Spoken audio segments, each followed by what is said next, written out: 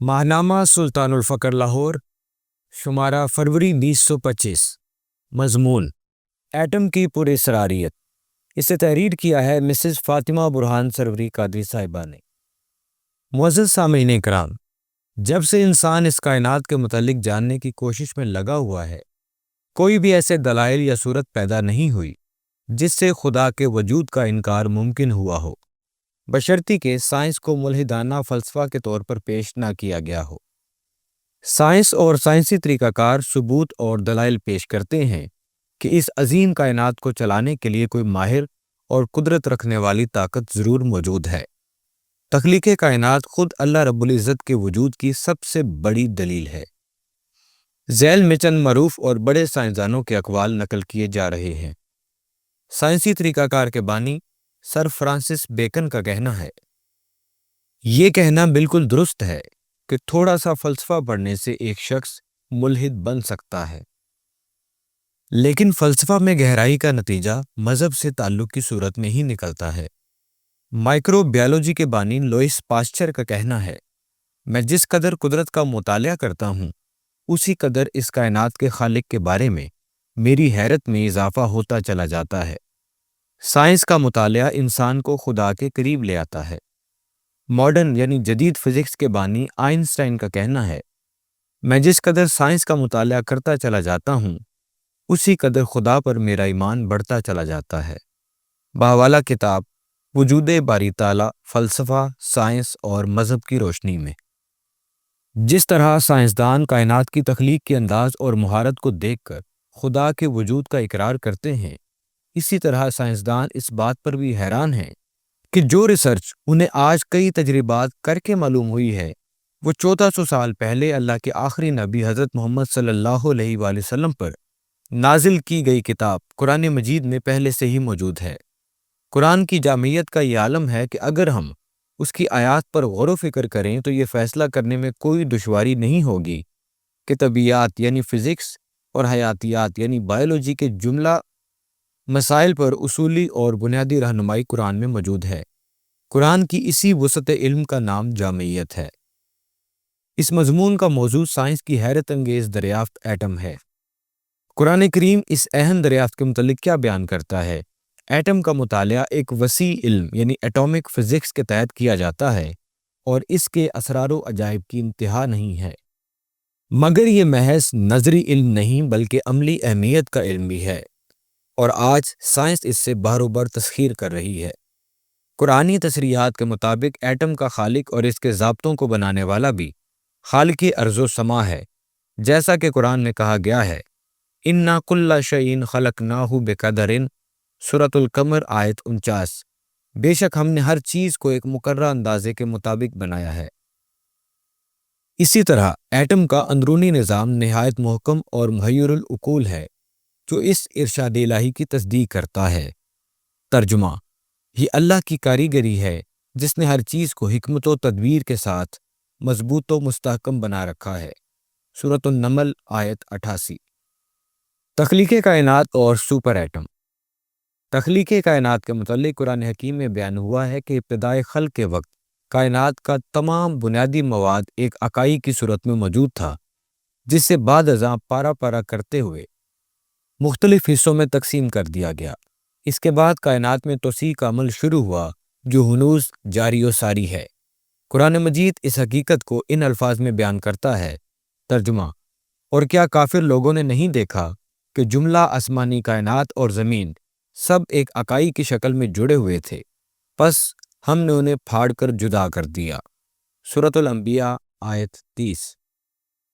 George لی میٹرے Belgium کا ماہر فلکیات تھا جس نے ماڈرن بگ بینگ کا نظریہ پیش کیا، جس کے مطابق کائنات ایک چھوٹے اور ابتدائی ایٹم، جسے وہ سپر ایٹم کا نام دیتا ہے، کے پھٹنے سے وجود میں آئی۔ قرآن کریم میں اس پرائمیول سپر ایٹم یا مائنیوٹ کاسمک ایگ ایٹم کے لیے اکائی کا لفظ استعمال کیا گیا ہے۔ قرآن کے سائنسی انکشافات میں ایٹم کے متعلق مزید یہ انکشاف کیا گیا ہے۔ ایٹم کا تصور قرآن مجید میں لفظ ذرہ میں موجود ہے۔ ذرہ کو ہی کم سے کم اکائی کہا گیا ہے، جس طرح ایٹم مادے کی کم سے کم اکائی کا نام ہے۔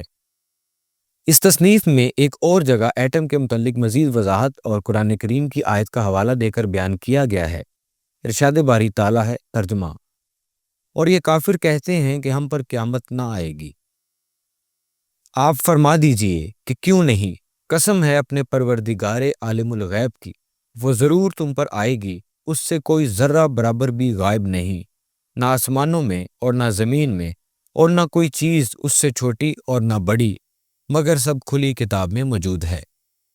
سورہ سبا آیت نمبر 3۔ قرآن کریم کا اعجاز ملاحظہ ہو کہ اس آیت میں 3 قسم کے ذرات کا بیان ہوا ہے۔ ایک مثقال ذرہ یعنی رتی برابر، دوسرا نسبتاً اس سے چھوٹا، اور تیسرا اس سے بڑا۔ بنیادی طور پر کائنات میں 3 قسم کے ذرات پائے جاتے ہیں، ایک ایٹم، دوسرے ایٹم کے اندرونی اعضاء، اور تیسرے ایٹم کے مرکبات۔ مثقال ذرہ لغوی اعتبار سے اس کا مفہوم ہے ہر وہ رتی سی چیز جس میں وزن پایا جاتا ہو۔ واضح رہے کہ مادے کی بنیادی تعریف یہی ہے کہ ہر وہ چیز جس میں وزن اور مقدار پائے جائیں، اور ایٹم چونکہ مادے کی اکائی ہے اس لیے یہ دونوں خصوصیات اس میں پائی جاتی ہیں۔ ولا اصغر یعنی اس سے چھوٹا، ایٹم سے چھوٹا، اور معنوی اعتبار سے اس لفظ کی وسعت میں وہ تمام ذرات داخل ہو سکتے ہیں جو ایٹم سے نسبتاً چھوٹے ہوں، خواہ وہ الیکٹران، پروٹون، نیوٹرون یا ڈیوٹرون، پازیٹرون اور فوٹان ہوں، یہ سب ایٹم کے اندرونی ذرات ہیں۔ ولا اکبر اس سے بڑا یعنی ایٹم سے بڑا۔ اس لفظ کی معنوی وسعت میں ایٹم سے بڑے ذرات و مرکبات، خواہ وہ سالمات یعنی مالیکیولز کی شکل میں ہوں یا شہاب ثاقب وغیرہ کی شکل میں، سب داخل ہو سکتے ہیں۔ یہ قرآن کریم کی بلاغت اور اس کا کمال اعجاز ہے کہ قیامت تک دریافت ہونے والے اس قسم کے ذرات اور اجزاء، خواہ وہ کتنے ہی چھوٹے اور کتنے ہی بڑے کیوں نہ ہوں، ان تینوں قسموں سے باہر نہیں جا سکتے، بلکہ اجازی طور پر ان سب کا احاطہ کر لیا گیا ہے۔ باوالا کتاب قرآن کریم کے سائنسی انکشافات۔ اللہ زمینوں اور آسمانوں کا نور ہے۔ قرآن کریم کی آیت ہے، اللہ نور السماوات والارض، سورۃ النور آیت 35۔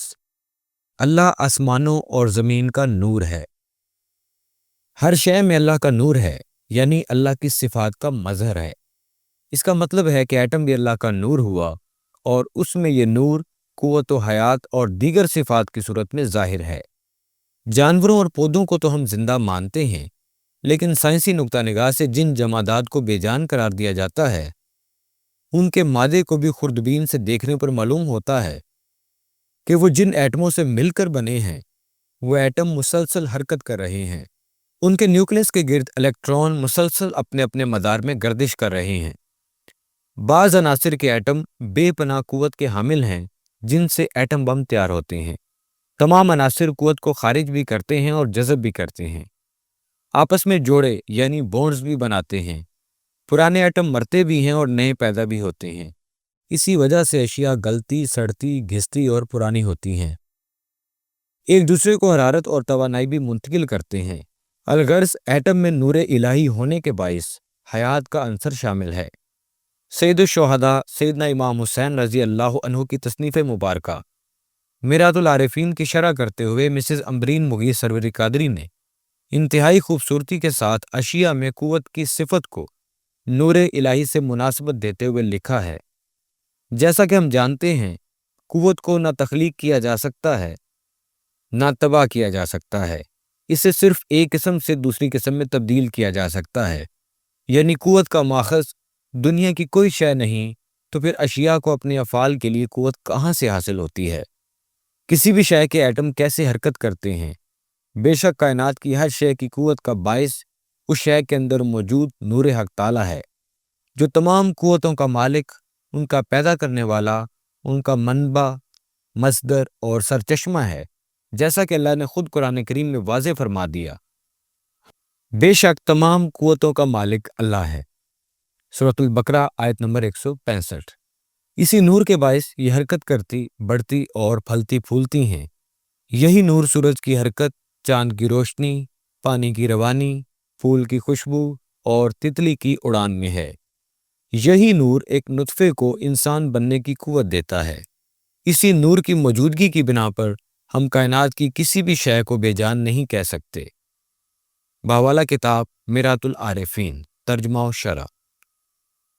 وحدت الوجود کا نظریہ یہی تو ہے کہ ہر مادی و غیر مادی شے کا وجود نور الہی ہے، تمام اشیاء میں اللہ کی صفات کا اظہار ہے۔ تو پھر ایٹم میں کیسے یہ صفت موجود نہ ہوتی؟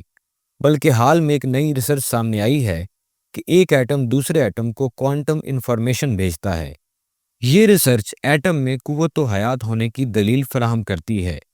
یہ ریسرچ 27 مئی 2021 کو Delft university of technology Netherland کے ریسرچرز نے شائع کی ہے، اور وہ اس کے متعلق لکھتے ہیں: atoms of course don't really talk, but they can feel each other. This is particularly case for magnetic atom. Each atom carries a small magnetic moment called spin. These spins influence each other like compass needle do when you bring them close together. If you give one of them a push, they will start moving together in a very specific way, explains Sander Ott Lader of the team that performed the research. But according to the laws of quantum mechanics, each spin can be simultaneously pointed in various directions, forming superposition. This means that actual information takes place between the atoms like some sort of conversation. ترجمہ: atom یقیناً بات نہیں کرتے، لیکن وہ ایک دوسرے کو محسوس کر سکتے ہیں۔ یہ خاص طور پر مقناطیسی ایٹم کا معاملہ ہے۔ ہر ایٹم میں ایک چھوٹا مقناطیسی لمحہ ہوتا ہے جسے سپن کہتے ہیں۔ سپن یعنی گھماؤ۔ یہ گھماؤ ایک دوسرے پر اثر انداز ہوتے ہیں، جیسا کہ کمپس کی سوئی اس وقت کرتی ہے جب آپ انہیں ایک دوسرے کے قریب لاتے ہیں۔ اگر آپ ان میں سے کسی ایک کو دھکا دیں گے تو وہ ایک خاص طریقے سے ایک ساتھ چلنا شروع کر دیں گی۔ تحقیق کرنے والی ٹیم کے لیڈر سینڈر اوٹے نے وضاحت کی ہے، لیکن کوانٹم میکینکس کے قوانین کے مطابق ہر سپن یعنی گھماؤ بیک وقت مختلف سمتوں کی طرف اشارہ کر سکتا ہے جو سپر پوزیشن بناتی ہیں۔ اس کا مطلب ہے کہ ایٹموں کے درمیان حقیقی معلومات ہوتی ہیں، جیسا کہ کسی قسم کی گفتگو۔ سائنسدانوں کی ریسرچ ایٹم میں وزن اور کمیت کے متعلق۔ حال ہی میں سائنسدانوں نے ایٹم میں موجود ایک خدائی ذرہ دریافت کیا ہے۔ ان کے مطابق ایٹم یا مادے میں اسی خدائی ذرے کی وجہ سے قوت و حیات ہے۔ ان کے ذہنوں میں کافی عرصہ سے ایک سوال کل بلا رہا تھا کہ مادے کو وزن یا کمیت کس وجہ سے ملتا ہے۔ اس کو دریافت کرنے کے لیے تحقیقات کئی سال سے جاری تھیں۔ دنیا بھر کے سائنسدانوں کی ایک ٹیم نے اس کی دریافت کے لیے سوئٹزرلینڈ اور فرانس کے سرحدی علاقے سرن میں ایک زیر زمین سرنگ نما لیبارٹری بنائی، جس کا نام لارج ہارڈن کولائڈر یعنی LHC ہے، اور اس کی تیاری پر 12 ارب روپے خرچ ہوئے۔ اس لیبارٹری میں کائنات کے آغاز میں ہونے والے بگ بینگ کی طرز پر ایک بڑا دھماکہ کیا گیا۔ بالکل اسی طرح کا ماحول بنایا گیا جو بگ بینگ کے پہلے سیکنڈ کے کھربویں حصے میں تھا، اور پھر ایٹم کے پروٹون اور اینٹی پروٹون کو آپس میں ٹکرایا گیا۔ اس ٹکرانے یا تصادم کی رفتار روشنی کی رفتار یعنی 1,86,000 میل فی سیکنڈ سے زیادہ تھی۔ جب اس انتہائی تیز رفتار تصادم سے دھماکہ ہوا تو یکدم ایک بہت روشن اور چمکدار ذرہ چند لمحوں کے لیے نمودار ہوا اور فوراً غائب ہو گیا۔ بس سائنسدانوں نے اعلان کیا کہ ہم نے گوڈ پارٹیکل یعنی خدائی ذرہ دریافت کر لیا ہے۔ گو کہ ملحد سائنسدان اسے یہ نام دینے سے کتراتے رہے۔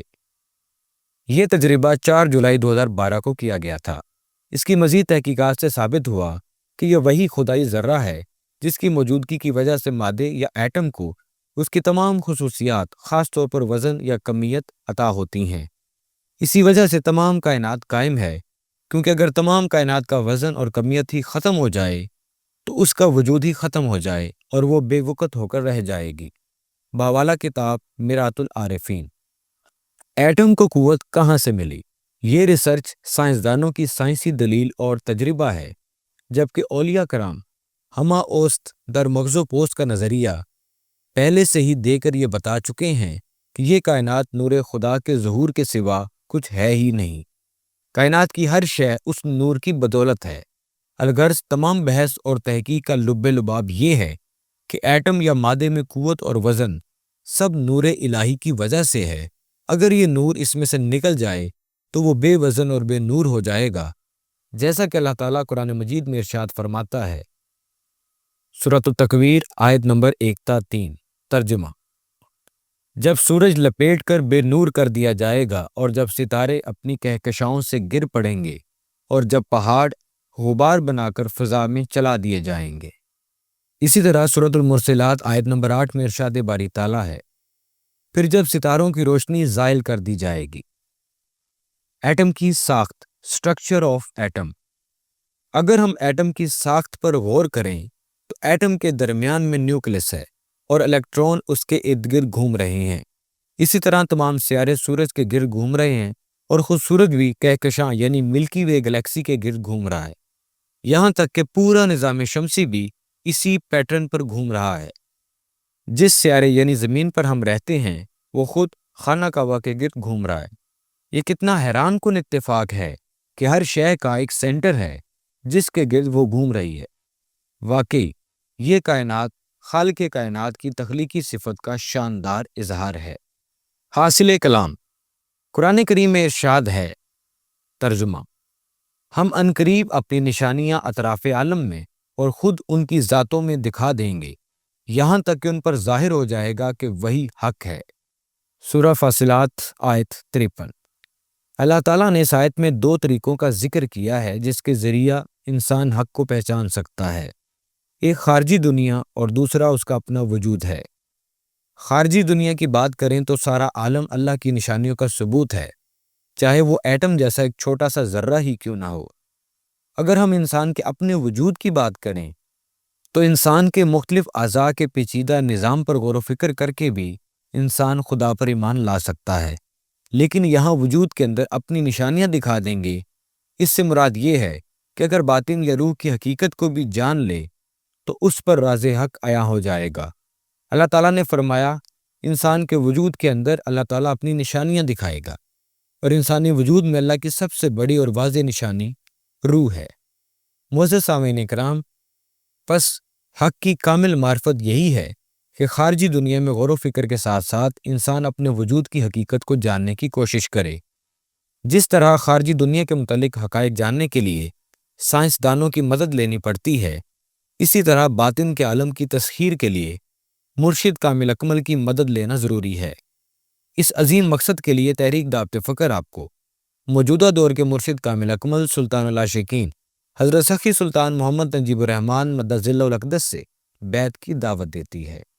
یہ مضمون لکھنے کے لیے ہم نے جن کتب سے استفادہ کیا ہے ان کی تفصیل کچھ یوں ہے: مرآت العارفین، تصنیف لطیف سید الشہداء حضرت امام حسین رضی اللہ عنہ، ناشر سلطان الفقر پبلیکیشنز، اسلام اور جدید سائنس از شیخ الاسلام ڈاکٹر طاہر القادری، قرآن کے سائنسی انکشافات مؤلف انور بن اختر، وجود باری تعالیٰ فلسفہ، سائنس اور مذہب کی روشنی میں از ڈاکٹر حافظ محمد زبیر۔ سامعین کرام، اس کے ساتھ ہی آپ کا میزبان آج کے اس پوڈ کاسٹ سے آپ سے اجازت چاہے گا۔ ملتے ہیں ایک نئے پوڈ کاسٹ میں ایک نئے عنوان کے ساتھ، تب تک کے لیے اللہ حافظ۔